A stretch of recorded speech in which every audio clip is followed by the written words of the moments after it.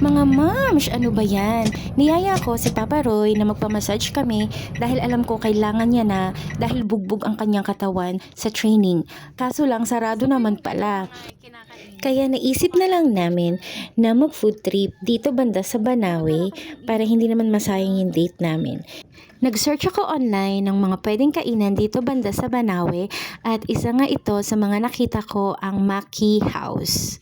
Ayan yung menu nila. Hindi ako sure kung Chinese or Taiwanese restaurant ba to. Pero sa mga post na nakita ko, isa sa mga pinakakilala sa menu nila ay itong Maki Ming noodles.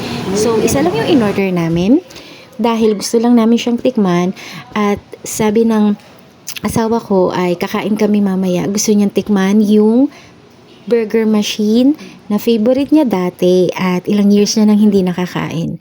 So, mamaya after nito ay kakain ulit kami ng burger. Kasi nga, request niya. So, ayan na nga at mapapaso ako dahil sa init ng noodles. Ayun. So, katakawan at nagmamadali. Ayan.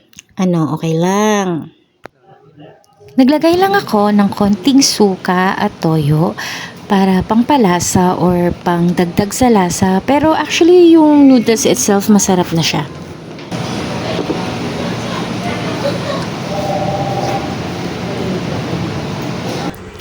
At ayan na nga, pupunta kami sa burger machine. Nadaanan lang namin to kanina habang hinahanap namin yung Maki House.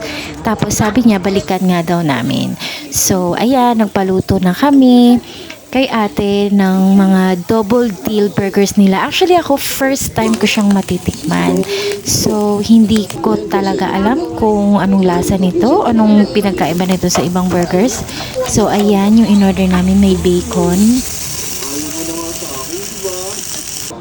Ayan, at kwentuhan muna kami ni ate na nakasmile habang nagluluto. Kaya naku, sigurado ako masarap to kasi masaya si ate. Ayan na nga at natikman ko na masarap naman siya at may take out pa kami. Okay, bye!